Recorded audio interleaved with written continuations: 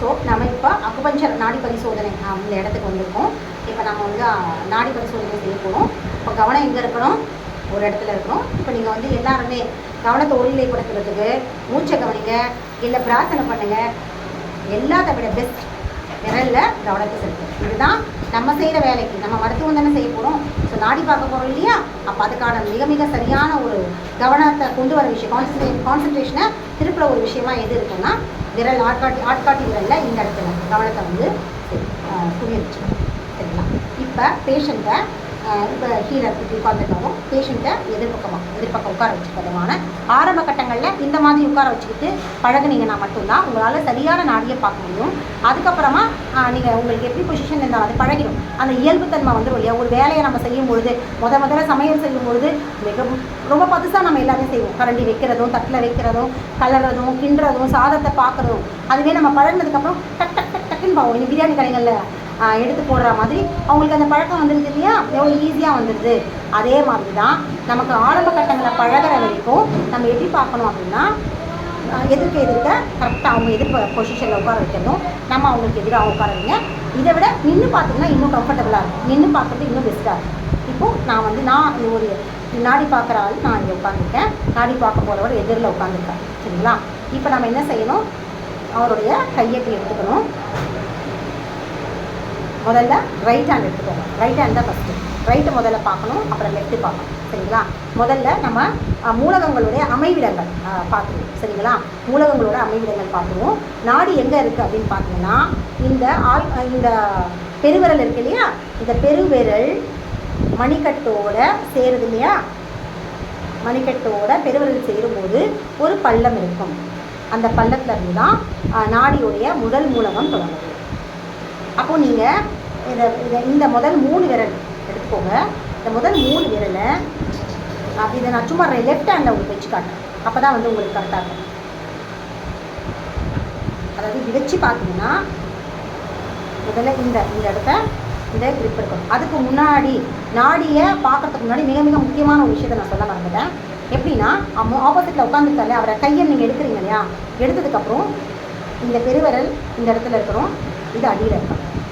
இந்த பொசிஷனுக்கு முதல்ல வரணும். இதை பிடிச்சிட்டு தான் இதை வந்து லெஃப்ட் ஹேண்ட் நம்மளோட லெஃப்ட் ஹேண்ட் எடுத்து அவருடைய ஆப்போசிட்டில் இருக்கிற கையை வாங்கிட்டு இந்த ஆள்காட்டி விரலை இந்த இடத்துல வச்சுட்டு மீதி இருக்க 4 விரலை அடியில் வச்சு முதல்ல அந்த பொசிஷனில் அவங்களை பிடிச்சிடும்.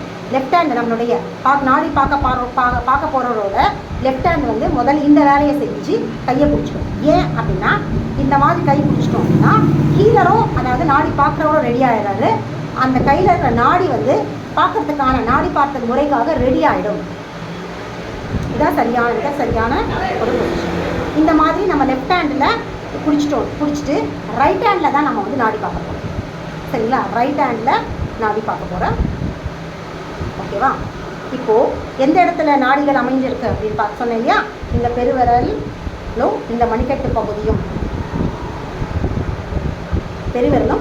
பகுதியும் அமைஞ்சிருக்கிற இந்த இடத்துல தான் வந்து முதல் பள்ளம், இது 2வது பள்ளம், இங்கே 3வது பள்ளம். அதாவது முதல் பள்ளம் இந்த முதல் இடத்துல இருக்குது. 2வது பள்ளம் இங்கே ஒரு மேடு தெரியும் பாருங்கள். நமக்கு இங்கே கை இப்படி வரும்பொழுது தெரியுதுங்களா? ஒரு ஹம்ப் ஒன்று இருக்குது. ஒரு ஹம்ப் வரும், ஒரு மேலே ஏறி இப்படி வரும்.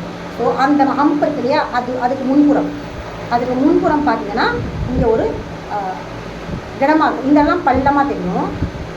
இந்த 2 பக்கமும் பள்ளமாக இருக்கும். ஆனால் இது மட்டும் ஒரு வித ஹம்ப் இருக்கும். ஸோ அது 2வது மூலகம். அது பக்கத்தில் கொஞ்சம் கீழே கொஞ்சம் கீழே இருக்கும். அது 3வது. இதை ரொம்ப ஈஸியாக புரிஞ்சுக்கணும்னா விரல் சரியாக இருக்கும். இப்போ நம்ம இப்படி வைக்கிறோம் இல்லையா?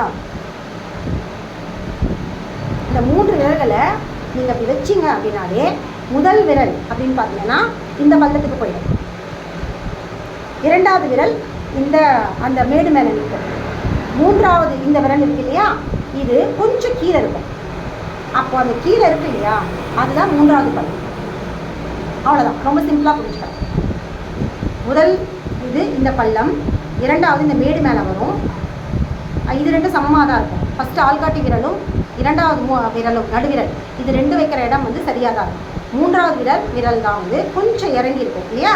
வைக்கும் பொழுது இப்படி மூணுத்தையும் சேர்த்து வச்சு பார்க்கும்பொழுது அப்போ அந்த மூன்றாவது விரல் எந்த இடத்துல எந்த பள்ளத்தில் அமையுதோ அதுதான் வந்து மூன்றாவது ஊடகத்துக்கு இருக்கிற இடம்.